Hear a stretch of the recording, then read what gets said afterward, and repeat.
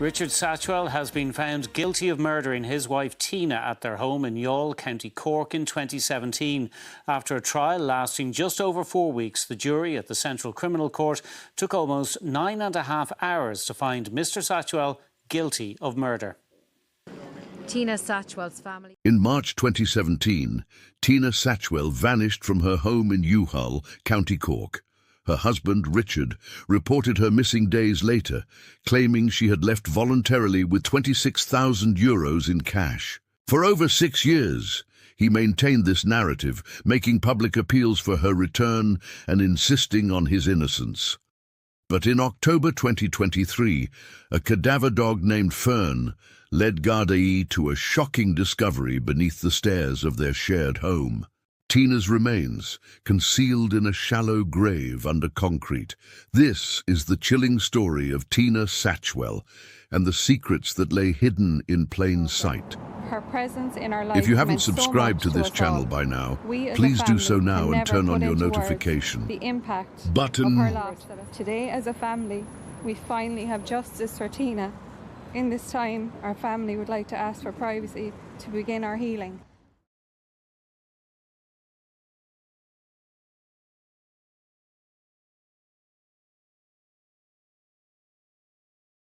Tina Satchwell, born Tina Dingovan on November 30th, 1972, in Fermoy, County Cork, was the youngest of 8 siblings. Raised by her grandparents Florence and Patrick Dingovan, Tina was known for her gentle nature and deep love for animals. In the 1980s, Tina moved to Colville, England, to live with her grandmother. There she met Richard Satchwell, a British truck driver. The couple married in 1990 in Oldham and eventually settled back in Ireland, residing in various locations before moving to Grattan Street in Youghal, County Cork, in 2016. Tina's family and friends described her as a kind, loving and gentle soul who adored her pets and had a keen sense of style. However, beneath the surface of their seemingly ordinary life, there were signs of trouble. Tina's half-sister, Lorraine Howard, testified that Richard was obsessed and possessive, often isolating Tina from her friends and monitoring her every move. In the days leading up to her disappearance, Tina confided in Lorraine, expressing that she could not get away from Richard and that he would follow her to the ends of the earth. These red flags, though not noticeable at the time, would later become crucial pieces in understanding the tragic events that happened. We have justice for Tina. In this time, our family would like to ask for privacy to begin our healing. The conviction of Richard Satchwell for the murder of his wife Tina comes more than 8 years after he first reported her missing. Our Southern editor Pascal Sheehy looks back on the many twists and turns that have marked that agonising time for her family. On Sunday, March 19, 2017, Tina and Richard Satchwell were seen together at a car boot sale in Carrigtwohill, County Cork. The next day, Richard claimed that Tina asked him to go shopping in Dungarvan. He said he left around 10:30 a.m. and returned 2 hours later to find Tina gone. He didn't report her missing until 4 days later on March 24th, telling Gardaí that she had left with €26,000 in cash and 2 suitcases. However, investigators found no evidence that Tina had left the Youghal country. Her passport and ID were still at home, and there was no activity on her bank accounts or phone records. Richard made several media appearances, pleading for Tina's return and portraying himself as a distraught husband. But behind the scenes, suspicions were growing. In June 2017, Gardaí conducted a technical examination of the Satchwells' home. A journalist who visited the house described an unbearable stench and squalid conditions, leading her to suspect that something was terribly wrong. Despite these concerns, no evidence was found at the time, and the case remained unsolved for years. It wasn't until October 2023 that a cadaver dog named Fern led Gardaí to a shocking discovery beneath the stairs of the Satchwells' home. Tina's remains, concealed in a shallow grave under concrete. The truth had been hidden in plain sight all along. After Tina vanished in March 2017, Gardaí conducted searches in her home and nearby areas like Mitchell's Wood and Youghal Harbour, but they found nothing. In August 2021, Superintendent Anne-Marie Toomey took a fresh look at the case. She noticed inconsistencies in Richard's statements. He claimed he was away when Tina disappeared, but phone records showed he was in Youghal. Then, in October 2023, utility workers near the Satchwell home reported something unusual. Gardaí brought in a cadaver dog named Fern. She led them to the area under the stairs. They found fresh concrete there. Breaking it open, they discovered Tina's remains wrapped in plastic, buried beneath the stairs. The truth had been hidden in their home all along. Yesterday evening, the Garda Technical Bureau team discovered what are believed to be human remains. This was the end for Richard Satchwell's lies and deceit, and the beginning of the process of grief for her family. Pascal Sheehy, RTE News, Cork. Returning now to the guilty verdict on Richard Satchwell, we're joined in studio by Primetime's Barry Cummins. Barry, you're very welcome. Thanks for joining us. Now, you interviewed Richard Satchwell several times after he claimed his wife disappeared. What did you make of him at that time? Well, I met him over a number of months. First of all, I met him in the house in Youghal. Later, he was in my car. We went for walks along the pier. We were in the park in Fermoy. We also had an interview in a hotel in Fermoy as well. But I think the first meeting in the house is the one where I got my first impressions of him. He didn't maintain eye contact with me on that first interview, but it was a long interview, and I was there at his invitation. I was in the front room, in the sitting room, and we were filming there for I think 2 hours we spent in that house. My impressions were he was a man alone. He was a man with 2 dogs and the parrot. Valentine was there as well. He was showing me all these belongings of Tina's where I would say time had stood still. He was showing me nail varnish, photographs of Tina, clothes she had bought at the car boot sale the day before she disappeared. So all these belongings, but no Tina. And even when I then went in the car, obviously we were looking out the window, so we weren't making eye contact. But later on in the other meetings, he was looking at me pretty straight on and still telling me the same story, that Tina had upped and left, as he described it, and had taken 26. Well, I didn't disbelieve him, I suppose, in that I I was very conscious Gardaí had searched the house. I knew that he had already been asked directly, Gardaí believe you're a suspect in this case. He'd taken the question many a time and hadn't really answered it, except to say it had annoyed him or he'd had a good moan about it. But I was looking at him thinking that this is a man making public appeals, very much in the glare, and still talking. And every time I met him, he would say something new. So I felt that there was more to him, but I never closed my mind off that there might be some other answer. Now, your interviews and several other media interviews were played during the course of the trial. What sort of effect did they have in terms of affecting the course of the trial, do you think? I think they showed Richard Satchwell in the sense of speaking about Tina in particular ways and spinning particular stories at different times. And in amongst that, there may be some truth, but we now know there are many, many lies. And I think it would have been something the jury would have weighed up, that it's his right not to give evidence in his own defence. Our legal affairs correspondent Orla O'Donnell joins us now. Orla, what happens next for Richard Satchwell? Well, on Wednesday, there'll be a sentence hearing in this case, Sharon. Mr Justice Paul McDermott has no discretion in this case. He must impose the mandatory sentence of life in prison. But before he does that, he will hear victim impact evidence from Tina Satchwell's family.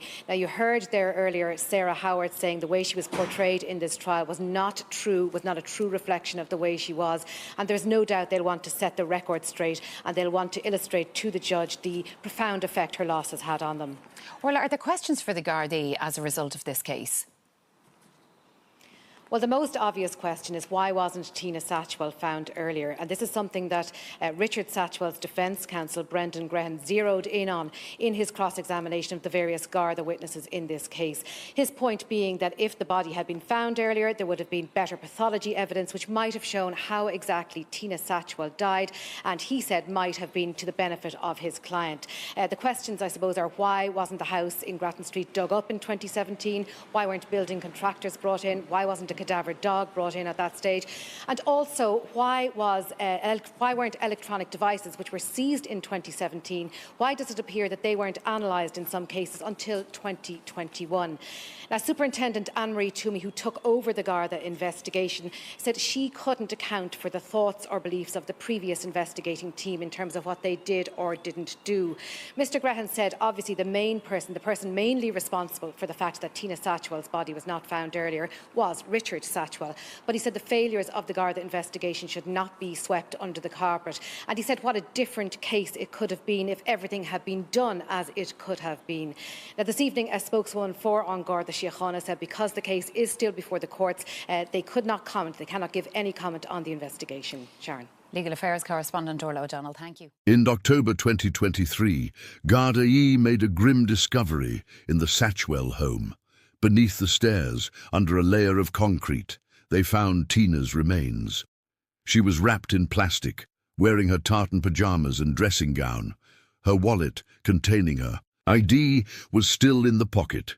Forensic experts found glass shards in her remains, but due to the advanced decomposition, they couldn't determine the exact cause of death. Richard Satchwell, when confronted, claimed that Tina had attacked him with a chisel, and in the struggle, he accidentally strangled her with a dressing gown belt. He admitted to placing her body in a freezer before burying it under the stairs. Shockingly, he had offered this same freezer to Tina's niece, Sarah, unaware of its gruesome contents.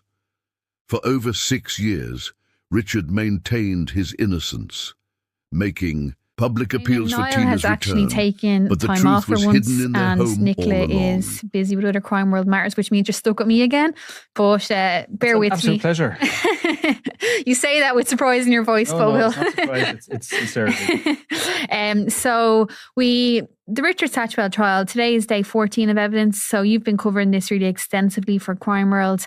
And I suppose people don't need me to say it now at this point, but Richard Satchwell has denied the murder of his wife Tina in their home in Youghal, County Cork in March 2017. His case is that she died after attacking him with a chisel while he tried to defend himself. And I suppose this case is now in its 4th week, so we've heard a lot of evidence. And today we heard from a cousin of Tina who described her relationship with Tina and also her dealings with Richard in the wake of her disappearance. On October 13, 2023, just 1 day after Tina's body was discovered, buried under the stairs of their home, Richard Satchwell was arrested and charged with her murder. When Garda informed him of the charge, he responded, "Guilty or not guilty? Guilty." His bail hearing, the court denied his release, citing him as a flight risk. The trial commenced on April 28, 2025, at the Central Criminal Court in Dublin.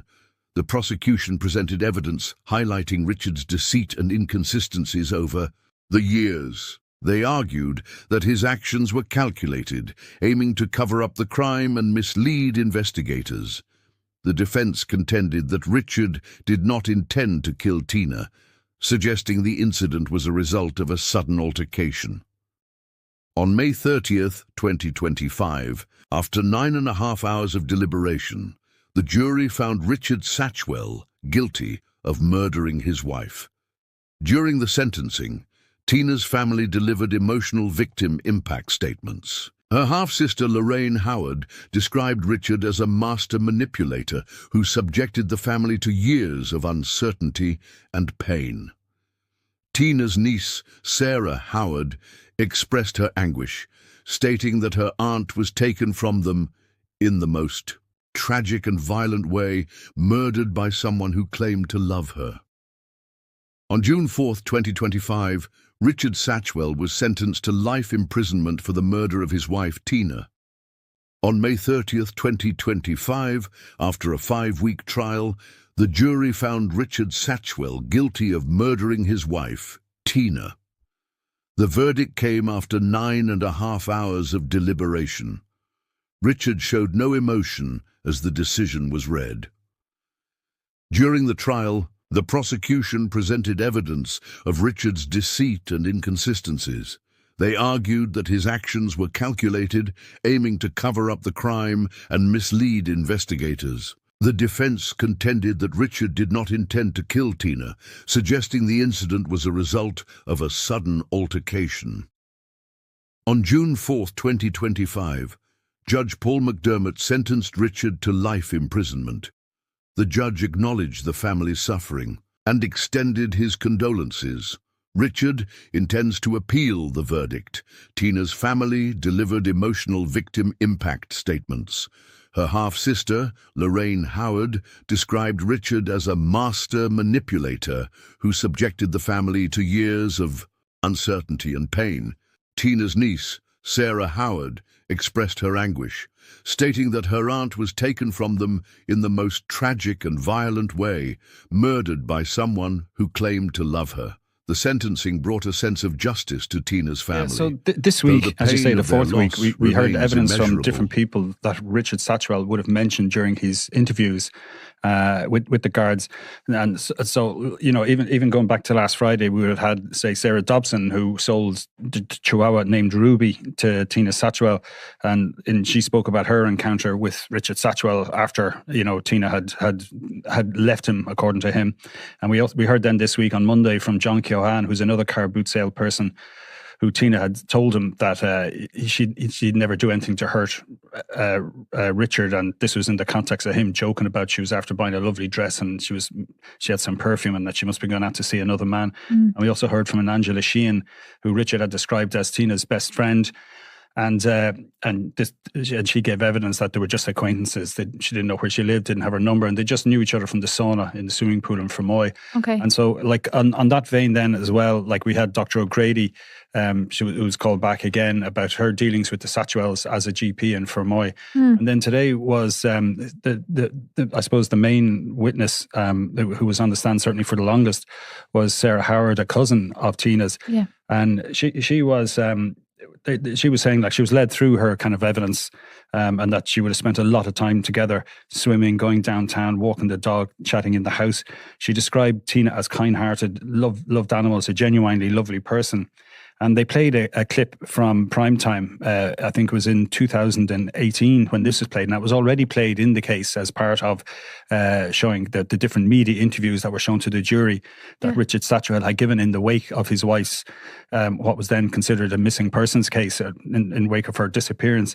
And she was, you could see she was quite emotional. She had to compose herself a few times today. But when this was played, and it was, you know, she's given this interview to Barry Cummins from Primetime, and they're walking around, I think in Youghal it looks like, and she talked about her love of fashion and swimming and walking stuff. She'd never gone missing before. It's a complete mystery. It's tearing us apart, not knowing that every day she's checking her phone. If she gets a missed call, she gets nervous, and there's so many things going on in everyone's heads that she has no answer, and there's a possibility it mightn't be good news that comes out of it. Yeah. She says nobody can just disappear without somebody knowing. So this is her speaking in 2018. She's sitting in the dock while the jury are also watching this, and she is emotional at that point. So she's asked again. So that's, sorry, just to put it in context, that's 7 years ago when this. Yeah. So this is January 2018, probably a little bit longer. Okay.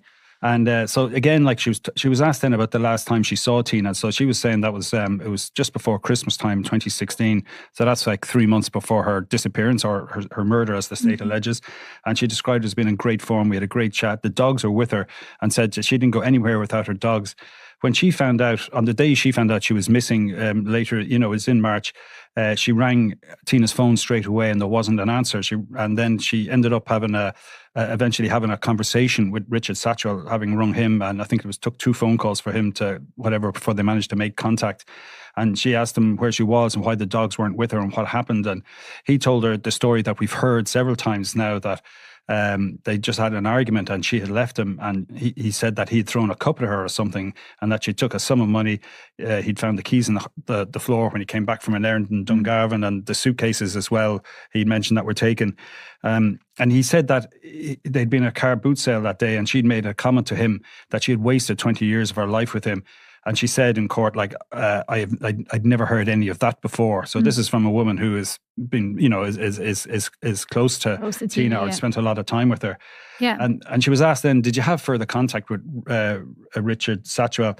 And they went through these phone messages that were downloaded. Now, we actually heard this before on day 5, on the 7th of May, from David Kelleher, the incident room coordinator. Yeah. And he had downloaded the phone using the Cellbrite software, and they were able to get the different, as well as his geolocations. They also had any text messages he'd sent, and they went through some of the contact he had with her. And it was very, very much along the lines of him asking her, like, have you heard from Tina? Have you been in contact, with different relatives? Have they heard anything from her? Asking her to travel with him down to Killarney to visit a relative, and then him telling her he'd been down there, and they had no answers either. And then in one of these, and a bit later, he asked her, do you want a big chest freezer? And she was asked, did you respond to that? And this is in Today now when she's giving evidence. Did you respond to that? And she said no. And again, she was quite emotional. And she says, I just thought it was unusual. He said he wasn't the type to give away stuff. And she recalled a time when they were at the car boot sale with her 2 young children, when Richard and Tina were there, and there was a nail varnish in the CD that the children kind of wanted, and he charged them both 50 cents. So she was making the point it was very unusual. Yeah. But anyway, she didn't reply to that particular to that particular text from him. Yeah. And so they're going through again some of the some of the messages, including the time when the Coast Guard had found clothes, and he was asking her to come down, and there was messages back and forth about where and when, that sort of thing. And remind us around what time were these messages happening? These messages are what you heard today were kind of from they were from all the way from, say, the after the 26th of March. Like he went to the guards in Fermoy on the 24th of March in 2017. So these messages are kind of March, April, May, and into July. Okay. And they continue kind of then with when she sent him a message like, don't call out to the house. The kids got upset and ask where Tina is when she's not with you. So I suppose to just to recap quickly, Tina disappeared in March 2017. Richard formally reported her missing to the Gardaí, had been interacting with them, but formally reported her missing in May 2017. There was a search of the house in June 2017, but it wasn't an evasive search. And then these efforts to find her and various different TV interviews happened in the year following this. And then in October 2023, there was a much more invasive dig by Gardaí carried out on the house that Tina and Richard were living in. And Tina was discovered buried under the stairwell. She had actually been, and then that's when Richard told Gardaí that Tina had come at him with the chisel, and that while he was trying to defend himself, he held her off with the weight of a belt of her dressing gown, and she went limp and died during this struggle. He put her body into a chest freezer, held her there for 2 days, and then buried her under the stairs. And then she was obviously found 6 years later. So I suppose these text messages are then in the direct months after her initial disappearance. And so she was asked then about them in cross-examination as well by Brendan Grehan, who's acting for Richard Satchwell. There was some kind of, she was explaining, she'd lived in different rented houses in Fermoy. And I said, would your contact have fallen off, after she moved to Youghal? And she said, yeah.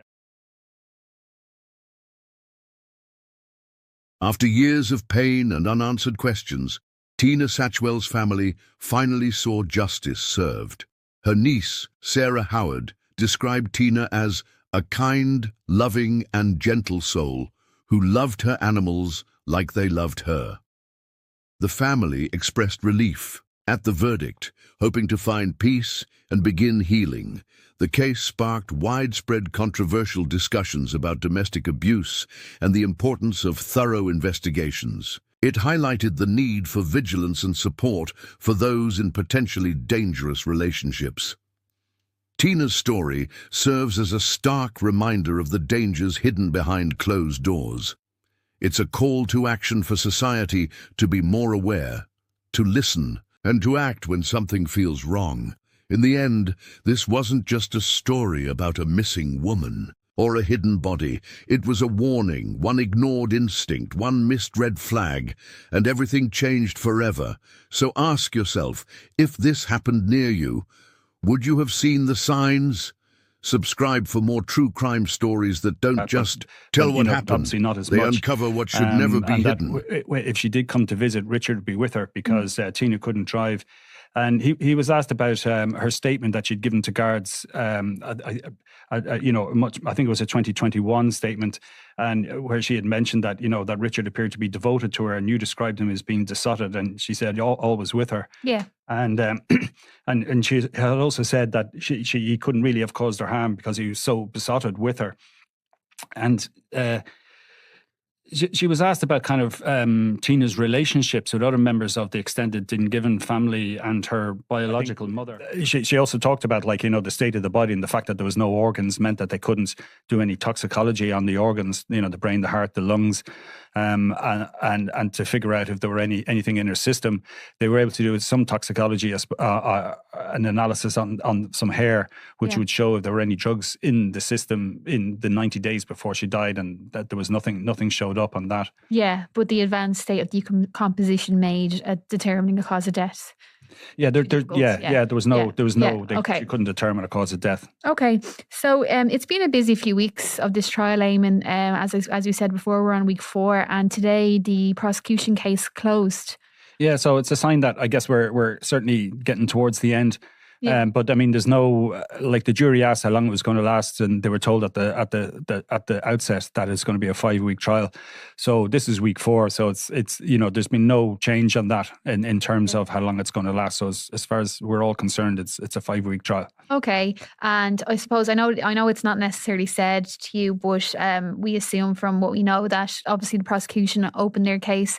They go through their evidence. They're trying to prove the case against Richard Satchwell. That's now closed. So we assume that the defence will come next. Yeah, we're back tomorrow morning, and we'll whichever witnesses are coming up, but they won't be working for the prosecution, or not working, but they won't be giving evidence on behalf of the prosecution. But the prosecution will be able to cross-examine as well, and if anything that's said, they can use that then in any summing up at the end. Yeah, and then I suppose once the defence close, as you kind of said, then there will be the both will have a chance to close give closing speeches, and then it will be up to the judge to deliver his charge to the jury on points of law and things that they need to be mindful of, and then they will go into deliberation. So I think the rough date was given the 5th or 6th of June for it to end, was it? Well, he just said 5 weeks, the judge. He just gave him 5 weeks to the jury. And so he hasn't changed on that. Yeah, and I suppose you've been. I know Nicholas asked you about the courtroom before, but it has been busy. There's been a lot of people in there. Yeah, well, there's a lot of Garda witnesses, so there has been quite a few there, and there's always the possibility they'd be recalled. So even after they've given evidence, they're staying there. Yeah, there is quite a number of members of the public. It's not the biggest, I think, courtroom, but it's one of the biggest, so there's a bit of room. Yeah. So people have been coming in to look, including lawyers as well, who have been interested in hearing some of the case. And have you've probably been too busy taking notes, but have you seen any Tina's family, or do we know if they're there? I don't. There's nothing mentioned like that in court. Yeah. So. Okay. Yeah. Okay. All right. Well, thank you, Eamon. You'll be back tomorrow? Yes, I will indeed. Thank you. I probably won't be, but thank you. No worries. Cheers.